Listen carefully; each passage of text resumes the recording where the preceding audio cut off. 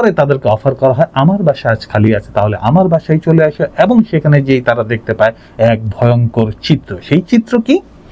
সেখানে দেখা যায় সেই গুলশানের ভাবি, আর গুলশানের ভাবি নাই, তিনি এক দজ্জাল মহিলা মালেকা হামিরা হয়ে গেছে, রিনা খান সুমিতা দেবী হয়ে গেছে, এবং সেই লোকের ভিডিও ধারণ করছে এবং ভিডিও ধারণ করে তার বাসায় তার পরিচিত জনকে ফোন দেওয়ার কথা বলছে, এবং ফোন দিতে অস্বীকার করলে, টাকা দিতে অস্বীকার করলে তাকে রীতিমতো পেটানো হচ্ছে। চারিদিকে একই শুনি, গুলশানের ভাবিদের জয়ধ্বনি। গুলশানের ভাবি নিয়ে এই ইয়াং জেনারেশন সহ আপার লোয়ার সব প্রকারের মানুষের মধ্যে এক ধরনের উৎসাহ আছে, এক ধরনের উদ্দীপনা আছে, এক ধরনের লুকোচুরি একটা ব্যাপার আছে। কি হয়, কেন হয়, এবং এই টাইপের কন্টেন্ট যদি ইউটিউবে বা ফেসবুকে বানানো হয়, সেটারও কিন্তু মিলিয়ন মিলিয়ন ভিউ হয়। যদিও আজ থেকে মাত্র 2 দিন আগে 1 মে 2025 সন্ধ্যার পরপরই বিভিন্ন টিভি চ্যানেলগুলিতে একটা নিউজ প্রকাশিত হয়। সেই নিউজে দেখা যায় গুলশান বারিধারা জোনের 2 মেয়ে তাদেরই এক কাস্টমারকে বেঁধে পিটিয়ে হুইল দিয়ে জুতা দিয়ে তাদেরকে মেরে তাদের পা ধরে নানা বিকৃত অঙ্গভঙ্গি করে নানা বিকৃতভাবে তাদের সেই ইন্টিমেট সিনের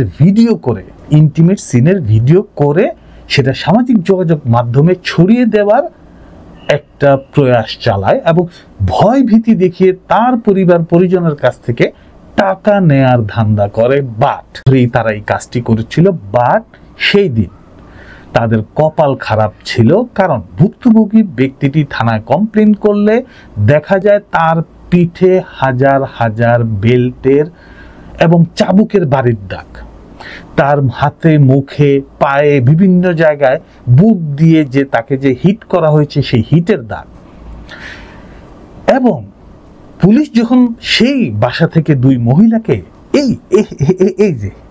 এই যে চাঁদ মুখ খান, একটু দেখে রাখেন, এই চাঁদ মুখ খান, এদের মিষ্টি কথায় প্রলোভনে সাধারণ মানুষ এদেরকে টাকা দিয়ে আরো বেশি বিপদে পড়ে যায়। সেখানে সুখ বা শান্তি বা অন্য কোনো শারীরিক চাহিদা দূরের কথা, তারা নিজেরাই বিপদে পড়ে যায়, এবং যাদের টাকা না থাকে তারা এদের মধ্যে মার খেয়ে মুখ বুজে বন্ধ থাকে, মার খেয়ে মুখ বুজে সবকিছু চেপে যায়। কিন্তু এই ভদ্রলোকটি চেপে যাননি, এবং চেপে না যাওয়ার কারণে ওই 2 গুলশানের ভাবি ধরা পড়েন পুলিশের জালে।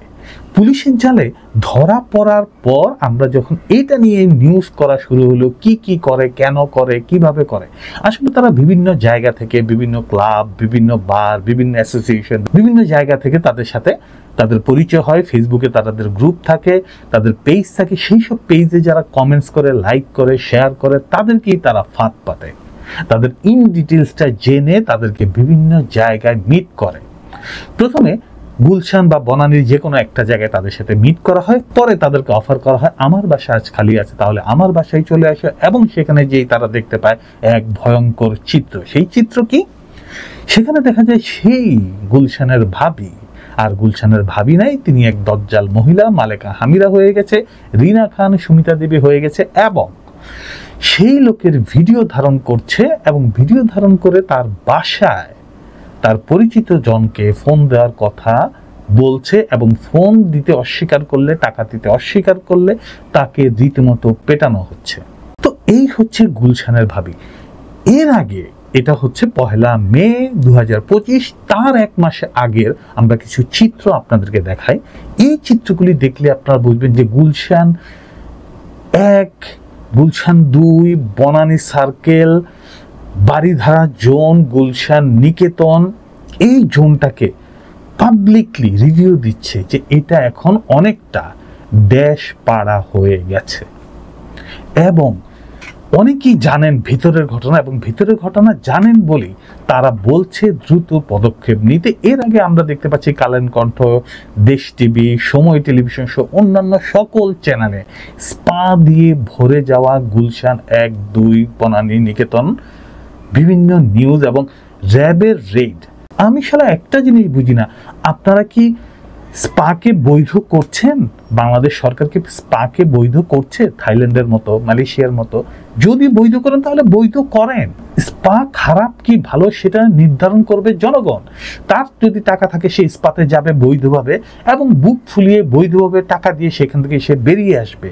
সেখানে চ্যানেল আই বা RTV বা নিউজের চ্যানেল লোকজন তাকে যে জিজ্ঞেস করবে না, ভাইজান এই যে স্পাতে যে আপনি ধরা গেছেন এখন কেমন লাগে? যদি বৈধ হয় তাহলে সেটা সম্পূর্ণভাবে বৈধ হবে, সেটা যদি অবৈধ হয় তাহলে সেটা বৈধ হবে। আমাদের এই কিছুদিন আগে আমরা যখন দেখলাম বেইলি রোডে একটা ফ্লোরে এর মধ্যে প্রত্যেক ফ্লোরে এক একটা ব্র্যান্ড আউটলেট গুলি থাকে এবং সেখানে যখন আগুন ধরে সব কিছু বন্ধ করে দেওয়া হলো। গুলশান বনানী যা আছে, বারিধারা, মগবাজার, এই সেই সব জায়গাতে সেই বিল্ডিং এর মধ্যে একই বিল্ডিং এ একাধিক রেস্টুরেন্ট বন্ধ করে দিল। সেই আগুন নিভে গেল। সেই নিভে যাওয়ার পর আবার যেই লাউ সেই কদু। এবার তো অন্তত রাজনৈতিক সরকার নাই, এবার তো ইউনূস সাহেবের সরকার, একটা তত্ত্বাবধায়ক সরকার, একটা অন্তর্বর্তীকালীন সরকার, একটা জ্ঞানী মানুষের সরকার, শিক্ষিত মানুষের সরকার। আপনারা এবার কিছু করেন। ঢাকা সিটি কর্পোরেশনে কিন্তু রাজনৈতিক সরকার নাই। ঢাকা সিটি কর্পোরেশনে এখন একজন প্রশাসক আছেন, তিনি অন্তত কিছু করেন। আপনারা স্পাকে যদি বৈধ দিতে চান তাহলে বৈধতা দেন, নো প্রবলেম। আপনি যদি বৈধতা দেন তাহলে সে ট্যাক্স দেবে, সরকার ট্যাক্স পাবে, মানুষ তার শারীরিক চাহিদা, অন্যান্য যেসব চাহিদা আছে সেটা সে ফুলফিল করবে। আর যদি অবৈধ হয় তাহলে সেটা অবৈধ, সেটা বৈধতা পায় কি করে? সেটা ওপেন সিক্রেট কিভাবে চলে? গুলশান এবং বনানীর মতো একটা জায়গায়, গুলশান এবং বনানীর মতো একটা জায়গায় যদি স্পা সেন্টার ওপেন লিফলেট বিলি করতে পারে, ওপেন যদি সাইনবোর্ড লাগাতে পারে, ফেসবুকে অ্যাড দিতে পারে, বিজ্ঞাপন দিতে পারে, তাহলে সেটা কিভাবে অবৈধ হয়? আর যদি সেটা অবৈধ হয় আর বৈধ না হয় তাহলে সেটার চাঁদা, সেটার কালেকশনের টাকা, সেটার লাইসেন্সের টাকা কোথায় যায়, কারা যায়, কে খায়, কারা খায়? এখন সময় এসছে এসব নিয়ে চিন্তা করার, এসব নিয়ে কথা বলা। থাইল্যান্ডের, মালয়েশিয়াতে কিন্তু ওপেন, আপনারা অনেকেই জানেন যে থাইল্যান্ড, মালয়েশিয়াতে ওপেন, তো সেটাকে স্পাকে ওপেন করেন। ইভেন বাংলাদেশেও আমাদের যে সিনেমার যে নায়িকা ছিলেন, উনি সম্ভবত নিপুণ আক্তার, ওনারও কিন্তু একটা স্পা আছে এবং যেখানে কিন্তু উনি স্পাটা চালু করেছেন এবং সেটার জন্য লাইসেন্স করেছেন এবং সেটাতে রাজনৈতিক প্রভাব ছিল না কি ছিল সেটার হচ্ছে বড় কথা, তিনি লাইসেন্স করেছেন এবং সেখানে স্পা তিনি চালু করেছেন। বাংলাদেশে এই একটা জিনিস আমরা দেখলাম, আমরা এর আগেও দেখেছি সিটি কর্পোরেশন মার্কেটগুলোতে ট্রেড লাইসেন্স দিত না, যেটা এখন দেয়। তার মানে কি সংস্কার হয়েছে। এরকম আরো ভালো কিছু সংস্কার দরকার। আর কত মানুষ নিঃস্ব হবে এই গুলশান ভাবিদের চক্করে পড়ে? আর কত মানুষ নিঃস্ব হবে এই গুলশানের চাকচিক্যে? গুলশান কি তাহলে আসলেই ড্যাশপাড়া হয়ে গেছে? নিকেতন কি তাহলে আসলেই ড্যাশপাড়া হয়ে গেছে? বনানী কি তাহলে আসলেই ড্যাশপাড়া হয়ে গেছে? তাহলে ফেসবুকে বিজ্ঞাপন আসে কোত্থেকে? আমরা আপনাকে আরেকটি শকিং নিউজ দিয়ে শেষ করব। ফেসবুকে এই মুহূর্তে আপনারা যারা টিমটাকে দেখতে পাচ্ছেন, সেই টিমটা হচ্ছে একটা জার্নালিস্ট টিম, যাদের কাছে একটা বিজ্ঞাপনের মাধ্যমে যারা ফেসবুকে ওপেন একটা ভ্যাকেন্সি সার্কুলার পায়, যেখানে বলা হয়েছে যদি আপনি যদি পর্নোগ্রাফিতে অভিনয় করতে আগ্রহী হন তাহলে আপনাকে আমরা 10,000 টাকা দেব।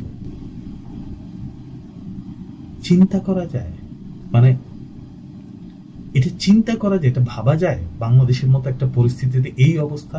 এই একটা জায়গায় আমাদের সমাজ ধ্বংস হয়ে যাচ্ছে, পারিবারিক কলহ, স্পা, নারী সঙ্গ, এগুলিতে। আরেকটা জায়গা হচ্ছে জুয়া। আমাদের ফারিয়া, অপু বিশ্বাস, এরা র্যান্ডম এসব জুয়ার ক্লাবের, জুয়ার পেজের, জুয়ার অ্যাপসের সেলিব্রিটি হিসাবে সেখানে অ্যাটেন্ড করছে। এটা কোনো আইন নাই। কয়েকদিন পর পর এটা শুনে অপু বিশ্বাস করছে, এই করছে, তারা উকিল নোটিশ পাবে। উকিল নোটিশ পাবে না, এটা ইয়েস অর নট। ইয়েস মানে ইয়েস, নট মানে নট। এটা জুয়া কি বাংলাদেশে কি চালু হবে? আপনি ইয়েস তো ইয়েস চালু করে দেন, সবাই এটাতে অ্যাটেন্ড করুন। আর যদি না হয় তাহলে না করে দেন, তাহলে কেউ যাতে অ্যাটেন্ড না করতে পারে। যুব সমাজকে ধ্বংসের হাত থেকে বাঁচাতে হবে। কেন সরকার ফ্রি কাউন্সিলিং করছে না? কেন সরকার ফ্রি কর্মশালা অ্যারেঞ্জ করছে না যে ডিজিটাল মার্কেটিং এ ছেলে এবং মেয়েদেরকে উৎসাহিত করার জন্য? কেন ডিজিটাল মার্কেটিং ক্লাস 5 থেকেই পাঠ্য বইয়ে অ্যাড করা হচ্ছে না? পাঠ্য বইয়ে কে কবে মারা গেছে, তাদের জন্ম সাল, তাদের মৃত্যু সাল, তাদের কাহিনী পড়ে কি হবে? বাস্তব জীবনের সাথে যেটার কোনো সঙ্গতি নাই। আমাদের নতুন করে ভাবতে হবে নতুন সমাজের জন্য।